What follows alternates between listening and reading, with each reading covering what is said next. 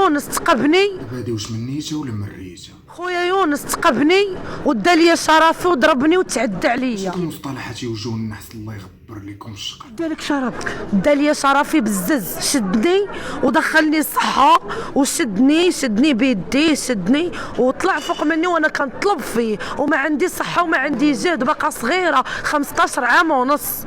15 عام ونص. الصحفي كيدبر غير على الكوارث، غير كنشوف كمارج وسبحان الله كنعرف شي كارثه في داك الفيديو. واش هذا كان بغى يتزوج بك؟ قال لي ما تخافيش، هو قراها فيا حسيفه.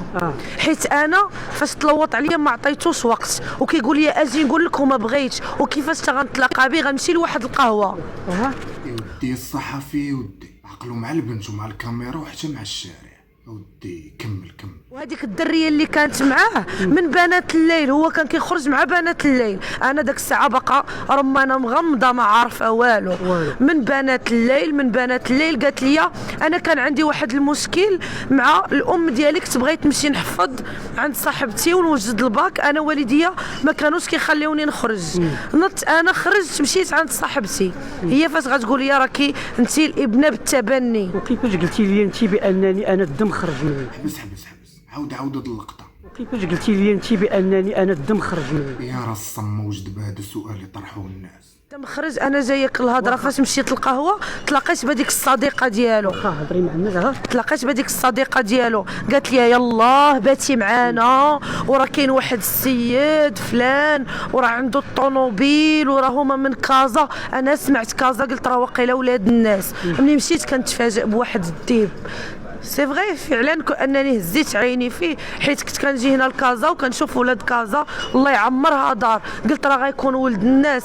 ملي اكتشفته وعشت معاه وطراو لي معاه شي حوايج خايبين، لقيت راسي مع كلوشار، لقيت راسي مع شنو نوع التعذيب اللي دار لك؟ الضرب، الجرح، يدي. نوريك يدي. غير بيني وبينكم، واش هذا صحفي ولا محقق؟ واللي بغى يمارس عليك اش تقولي ليه؟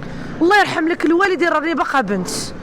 الله يرحم لك الوالدين، راني باقا عزبه. كيقول لي لا انت ماشي باقا بنت، لا انت ماشي بنت. اذا بالله خرج مني الدم. هو خونا ورا الصمه. لا خرج مني الدم. راه ماشي اسئله كطرح عليها، حيت هاد النوع ديال الاسئله كيخرجوا شي مصطلحات ماشي تلي. خرجت مني نقطه غوز وبقى شحال هو كيتقب فيا.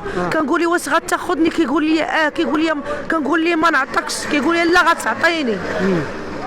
كانت عندي انا ديك الثقبه ديال قاصحه ديال عام، قول راه بقى فيا شي 6 شهور وكنت كنمشي على الطبيب وخازنه على والديا وكيقولوا ليها راه بنتك باقا عزبه، وانا كنكون معاه وكيدير شي حوايج وما قدرتش نواجه عائلتي، حيت كون مشيت قلتها لهم كانوا يقتلوني. شنو بغيتي تقولي ليه دابا؟ اش بغيتي تقولي لهذا اللي تسبب لك هادشي؟ بغيت نقول ليه الله ياخذ فيك الحق، ما مسامحه لك لا دنيا لا اخره، حسبي الله ونعم الوكيل. شي كامل اللي قلتي كون قلتيه بينك وبين اللي خالقك، احسن ما تعيطي للصحافه ونسمعوا دوك المصطلحات اللي ناقصه. بيني وبينكم اللي كاين شي خطا في هذا الفيديو ديال داك الصحافي، حيت هو اللي كيطرح شي اسئله جريئه.